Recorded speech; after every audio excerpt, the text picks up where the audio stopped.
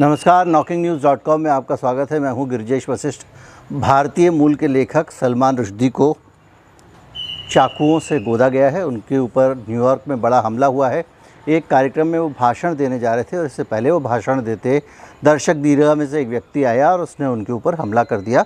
उनके अभी तक की जो रिपोर्ट्स हैं उसके हिसाब से उनको गंभीर चोटें आई हैं, उनका लिवर डैमेज हुआ है और उनकी आँख भी ये हो सकता है कि उन्होंने खो दी हो। हालांकि इससे ज़्यादा रिपोर्ट्स नहीं हैं। उनको अफरा तफरी में अस्पताल ले जाया गया और ये न्यूयॉर्क के सबसे सिक्योर इलाके में हुआ है। आज हम इसको समझने की कोशिश करेंगे कि इसके पीछे कौन हो सकता है, क्या हो सकता है और सलमान रुश्दी के पीछे के विवाद क्या थे। ये एक इतना सीधा मामला नहीं है कि ऐसा लग रहा है मुझे कि किसी व्यक्ति ने सिर्फ कोई एक फैनेटिक कदम उठाने के लिए हमला कर दिया हो। इसके पीछे गहरी और बड़ी चालें हो सकती हैं।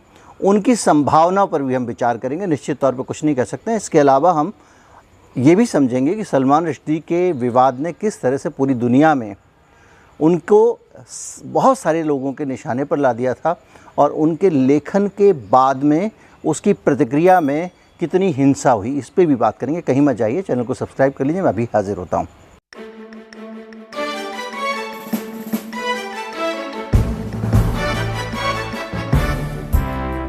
सलमान रुश्दी की 3 किताबें हैं जो सबसे ज़्यादा अहम है। उनकी दूसरी, तीसरी और चौथी किताब। दूसरी किताब थी मिडनाइट चिल्ड्रन, जो भारत के ऊपर थी, भारत की आज़ादी के ऊपर थी। चूँकि सलमान रुश्दी भारत के आज़ाद होने से ठीक 2 महीने पहले पैदा हुए थे। 14 साल की उम्र में उनके पेरेंट्स ने उनको पढ़ाई करने के लिए लंदन भेज दिया, इंग्लैंड भेज दिया और वहाँ कैम्ब्रिज में पढ़ाई करते करते वहीं पे वो फिर वहाँ के नागरिक हो गए। लेकिन चूँकि वो भारत में पैदा हुए थे, उनका बचपन भारत में बीता था, इसलिए उनको भारतीय मूल के ब्रिटिश नागरिक के तौर पे कहा जाता है। वो लेखक है। लेकिन बात यह है कि उनकी जो किताबें हैं उनमें सबसे ज़्यादा जो विवाद हालांकि देखिए, जो उनकी दूसरी किताब थी, दूसरी किताब ने ही तहलका मचा दिया था और उनको बुकर प्राइज़ मिल गया था द मिडनाइट चिल्ड्रन पे, लेकिन विवाद नहीं हुआ था। तीसरी किताब जो थी वो पाकिस्तान के ऊपर थी और उस किताब का जो नाम था शेम यानी शर्म, जो पाकिस्तान के ऊपर थी। और उनकी जो तीसरी किताब थी उसके कारण पूरी दुनिया में वो चर्चित है और उसका नाम था द सेनेटिक वर्सेस। और इस किताब में मतलब शैतानी, सेनेटिक का मतलब शैतानी, वर्सेस का मतलब धार्मिक उद्धरण, ये आप मान लीजिए। और इस किताब को 1988 में ये आई और उसके बाद में बहुत बड़ा विवाद खड़ा हो गया। और विवाद ये खड़ा हुआ कि इसको लोगों ने ये माना कि ये ईश निंदा है और ये एक धर्म की जो मूल सिद्धांत है उनका मजाक उड़ाती है और ये ईश्वर की निंदा है। इसलिए इसके खिलाफ एक माहौल बनने लगा। ईरान में जो सरकार थी तब के, जो आयतुल्लाह खौमेनी थे, उन्होंने उनके ऊपर एक फतवा जारी कर दिया और उनकी गर्दन काट के लाने वाले को इनाम का ऐलान कर दिया, जो लंबे समय तक चलता रहा। फिर बाद में उसको ईरान की सरकार ने वापस ले लिया था।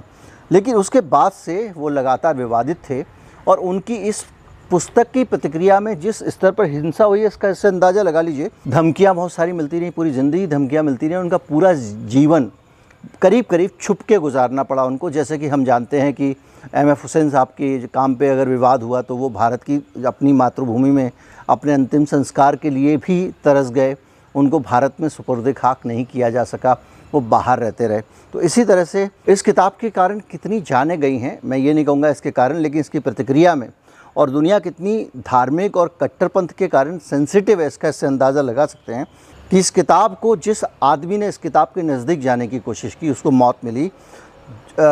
अनुवाद, जो इसका अनुवादक था किताब का, जैपनीज़ में जिसने अनुवादक किया, उसकी 1991 में टोक्यो में एक यूनिवर्सिटी में, नॉर्थ ईस्ट टोक्यो की एक यूनिवर्सिटी में उसकी लाश मिलती है और पता नहीं चल पाता है कि किसने उसकी हत्या की है, उस व्यक्ति की जिसने इस किताब को जैपनीज़ में अनुवाद करने की कोशिश की।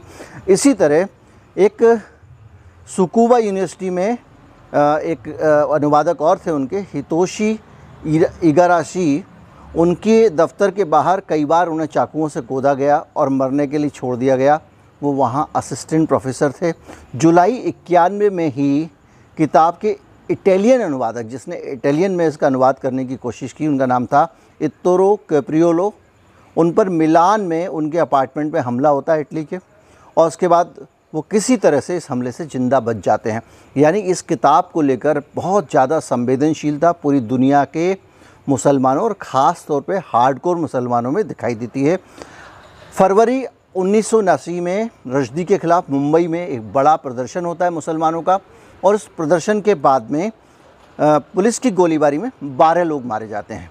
ये इस किताब से जुड़ी हुई एक और कंट्रोवर्सी है, और 40 से ज़्यादा लोग घायल हो जाते हैं। ये भारत का मामला है। भारत के मुंबई में, भारत में भी इतना विरोध हुआ इस किताब का, इतना उग्र हो गए मुसलमान। उन्होंने क्या किया कि जब प्रदर्शन हो रहा तो बैरिकेड वगैरह तोड़ दिए, और सारा जो ब्रिटिश जो कौंसलेट है मुंबई में, उसके बाहर ये लोग प्रदर्शन करने गए थे, और वहाँ पे इन लोगों ने भयंकर उत्पात मचाया, और पुलिस से किसी तरह काबू नहीं आ रहे थे, तो पुलिस को फायरिंग करनी पड़ी, जिसके कारण 40 लोग घायल हुए, 12 की मौत हो गई।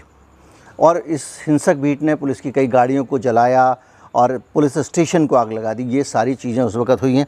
इसके अलावा 89 में ही, 88 में किताब आई थी, ये 89 की घटना है, और 3 लोग और मारे गए क्योंकि पुलिस और हिंसक भीड़ के बीच में मुठभेड़ हुई।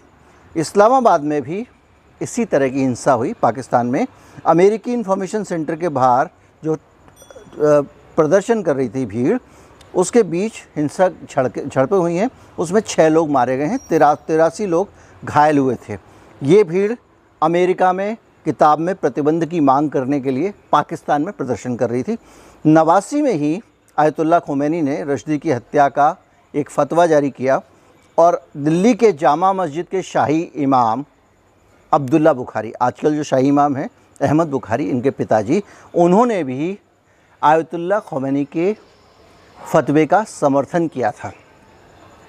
यानी भारत में भी जो कट्टरपंथी मुसलमान हैं, और जो लोग ख़ास तौर पे एक ख़ास तरह की ध्रुवीकरण की राजनीति को हवा देते हैं, जो ये चाहते हैं कि ध्रुवीकरण की राजनीति चलती रहे, और दोनों पक्षों के जो ध्रुवीकरण की राजनीति करने वाले 2 प्रमुख धर्मों के भारत के लोग हैं, वो अक्सर एक दूसरे को खाद पानी देते रहते हैं। और ये जो जामा मस्जिद है दिल्ली की, इसके बारे में लगातार ये प्रसिद्ध है कि ये अपनी तरफ से कुछ ऐसे विवाद खड़े करते रहते हैं जिसके कारण विवाद को हवा मिले और दूसरे पक्ष के लोगों को इससे लाभ मिले, ऐसा आरोप इनके ऊपर लगता रहा है। और ये सारी चीज़ें चलती रहीं, और हालात इतने बिगड़ गए कि ईरान ने ब्रिटेन के साथ में जो है वो संबंध तोड़ दिए, राजनयिक संबंध। एक तरफ इसका इतना विरोध हो रहा था, दूसरी तरफ जो पश्चिमी विश्व है वो लगातार इस किताब का समर्थन कर रहा था। इसको पुरस्कार दिए जा रहे थे। सलमान रश्दी के पक्ष में कई तरह की आयोजन हो रहे थे, और उनके पक्ष में भी प्रदर्शन हो रहे थे सलमान रश्दी के पक्ष में, और ये लगातार ऐसी चीज़ें हो रही थी जिनके कारण पूरी दुनिया में ये तनाव देखा जा रहा था। अब मैं आपको बताता हूँ कि इस पूरी चीज़ के बीच में एक चीज़ और गौर करने वाली है। मैं आपको सीधे भारत लेके आ जाता हूँ। वाइट ब्रेड पुरस्कार मिला सलमान रश्दी को, और वो लगातार एक अंडरग्राउंड ज़िंदगी जीते रहे, अपनी ज़िंदगी का वो आनंद ही नहीं ले पाए। और कुछ समय पहले उन्होंने ये ऐलान किया था कि अब मैं खुल के बाहर आऊँगा और अपनी ज़िंदगी जीऊँगा। उसके बाद काफ़ी जगहों पर जा रहे थे, और जिस जगह पे वो अभी न्यूयॉर्क में भाषण देने गए थे, जहाँ पर उन पर हमला हुआ है, तो उस कॉन्फ्रेंस का विषय भी ये था कि अमेरिका किस तरह से जो अभिव्यक्ति की आज़ादी वाले लोग हैं उनके लिए सुरक्षित देश है। यानी वो न्यूयॉर्क को एक सुरक्षित जगह बताने गए थे, और वहीं पे उनके ऊपर हमला हो जाता है। अब एक चीज़ सोचने वाली है, 2-3 चीज़ों पे आपको ध्यान देना पड़ेगा। पहली चीज़ तो ये है कि इस तरह के हमले जो होते हैं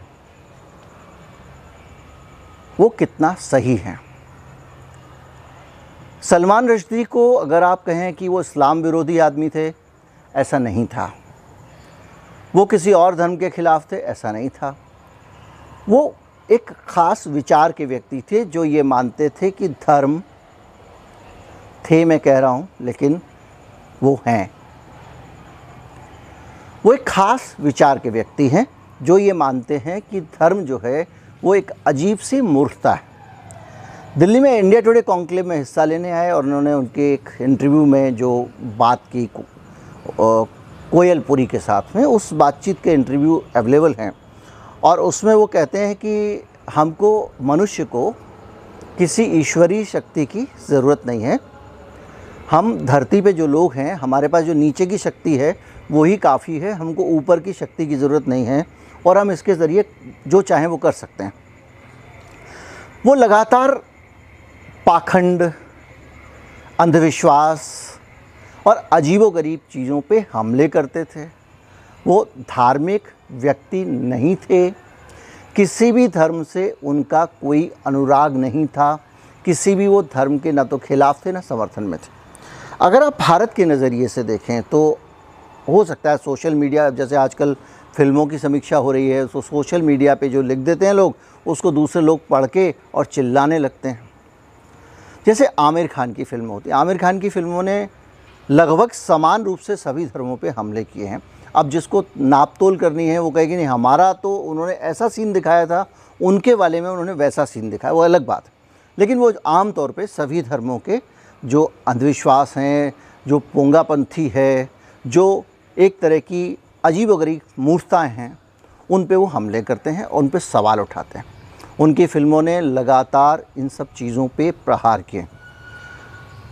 आमिर खान का भी विरोध होता है और हर समाज में दुर्भाग्य से ये हो रहा है कि इस तरह के जो लोग हैं, उनका विरोध करने वाले लोग हर धर्म के आगे आ जाते हैं। क्योंकि आप रोचक बात देखिए कि आज सलमान रश्दी का लोग समर्थन कर रहे हैं और ये कह रहे हैं कि उनकी हत्या गलत हुई, लेकिन भारत में वही लोग ऐसा कर रहे हैं जो लोग भारत में इस तरह की भड़काऊ कार्रवाइयों का समर्थन करते हैं।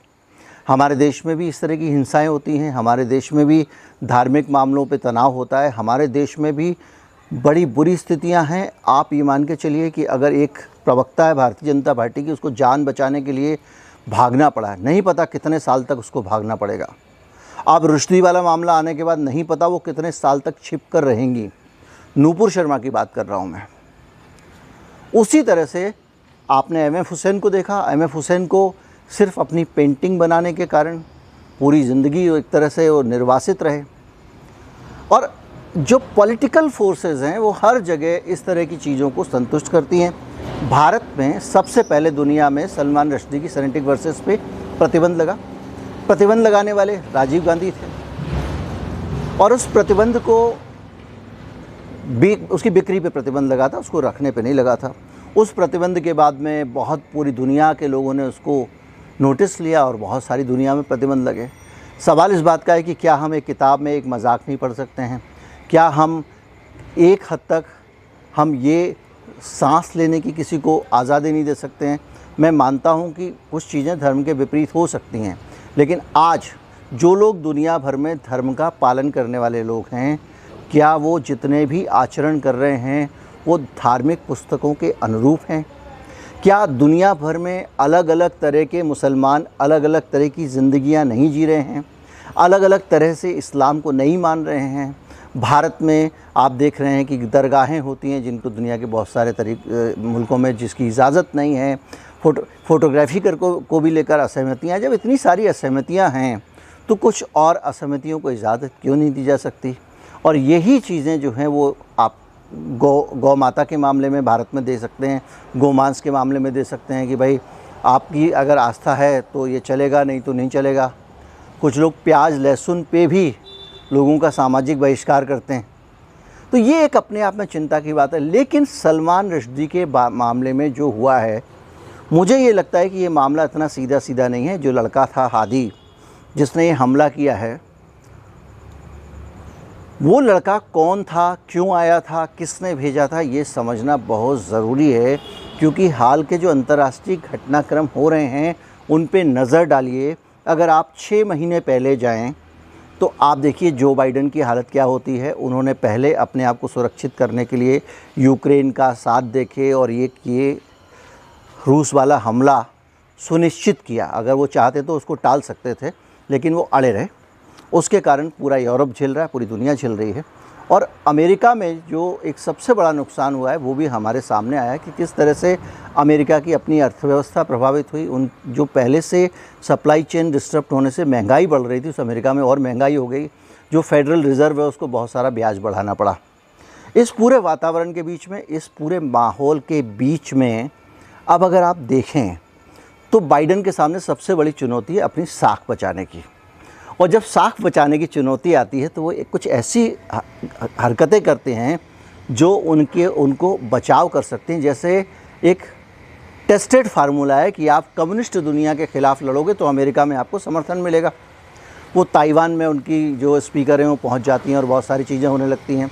इसके अलावा इस्लामोफोबिया को दोबारा से पुश करने के लिए जो अलकायदा के नंबर 2 थे, अमेरिका उनको मार देता है अफ़गानिस्तान में, ताकि लोगों को लगे कि भाई आतंकवाद के ख़िलाफ़ ये जो बाइडेन प्रशासन है ये बहुत स्ट्रॉन्ग है और ये उनको सबक सिखा सकता है। उसके बाद एक और नेता की अफ़गानिस्तान में हत्या होती है तालिबान के, फिर एक और हत्या होती है। तो ये जो पूरी दुनिया में इस तरह का जो घटनाक्रम चल रहा है, इसको देखते हुए ये माना जा रहा है कि अमेरिका में जब अंदर के खतरे खड़े होते हैं, अंदर की दिक्कतें होती हैं, आंतरिक संकट होता है, अर्थव्यवस्था की दिक्कतें होती हैं, नौकरियों पर सवाल होते हैं, तो वो इस्लामोफोबिया के खतरे खड़े करता है।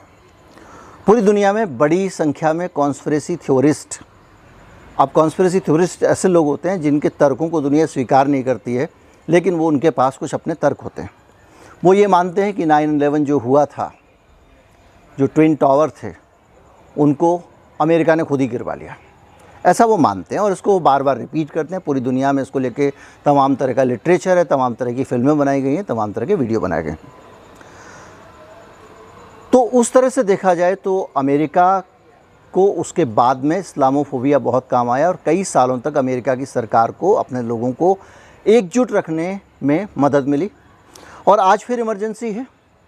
अगर सलमान रश्दी की हत्या अमेरिका की ज़मीन पे होती है और एक ऐसी जगह पे होती है जो मोस्ट सिक्योर्ड एरिया है, लेकिन उस मोस्ट सिक्योर्ड एरिया में जो सबसे ज़्यादा निशाने पे रहने वाला आदमी है, जो 30-35 साल से सिर्फ अपनी जान बचाता भाग रहा है, उसके कार्यक्रम में जो लोग आने वाले होते हैं, रिपोर्ट किया गया है मीडिया में, अमेरिकी मीडिया ने रिपोर्ट किया है कि उन लोगों की ना तो मेटल डिटेक्टर लगा के जांच हो रही थी, ना अंदर वाले गेस्टों की ठीक से तलाशी हो रही थी, ना उन पे नज़र रखी जा रही थी और आसानी से एक आदमी चाकू लेके अंदर आ जाता है।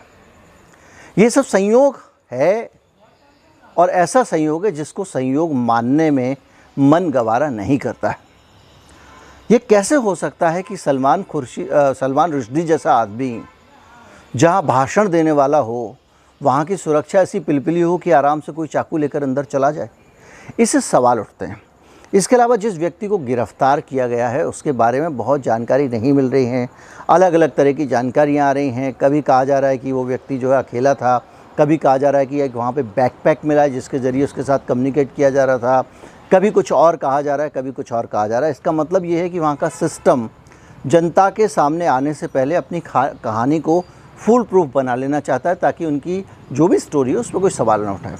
तो एक आशंका ये उठती है कि हो सकता है कि कुछ फोर्सेस ने इस्लामोफोबिया को खड़ा करने के लिए अमेरिका में इस घटना को अंजाम दिलवाया हो, जैसा कि बहुत संभव है। लेकिन चूंकि हमलावर जिंदा पकड़ा गया है, इसलिए इस बात की भी संभावना है कि बहुत ज़्यादा इस मामले में लीपापोती नहीं की जा सकती। लेकिन जिस तरह के हालात हैं, जो अमेरिका के रहनुमा हैं, उनका जो हाल है वो अब सब जानते हैं। डोनाल्ड ट्रंप के घर पे FBI जाके रेड कर रही है, क्योंकि हमने पहले आपको अपने वीडियो में बताया था कि वो किस तरह से वाइट हाउस से सरकारी कागज़ उठा के ले गए थे और अब उन्हीं कागज़ों को वहाँ पे ढूंढा जा रहा है, जिसमें सुरक्षा से जुड़े हुए पेंटागन के कागजात तक हैं। राष्ट्रीय सुरक्षा के कागजात घर लेके कोई राष्ट्रपति कैसे जा सकता है? इससे आप अंदाज़ा लगाइए कि वहाँ के जो राजनेता हैं उनकी प्रतिबद्धता भारत के राजनेताओं के मुकाबले बड़ी अजीब तरह की है। तो इस संभावना से भी इनकार नहीं किया जा सकता। बहरहाल सलमान रश्दी के इस प्रकरण के ख़त्म होने की उम्मीद अभी भी नहीं है, क्योंकि सलमान रश्दी भले ही आज घायल हैं, मृत्यु और जीवन के बीच संघर्ष कर रहे हैं, झूल रहे हैं, उसके बाद हो सकता है दुनिया उनको सुरक्षित रख पाए।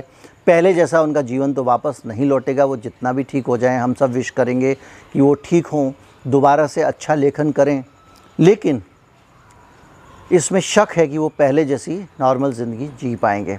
हम सबको ये समझना पड़ेगा कि दुनिया में अभी तक दुनिया की जितनी भी समस्याएं हैं, जितनी बड़ी समस्याएं हैं, जितनी त्रासदियां हैं और जितने संघार हैं, उसमें कई युद्ध भी शामिल हैं उनके पीछे कहीं ना कहीं धर्म की भूमिका रही है, धर्म का योगदान रहा है।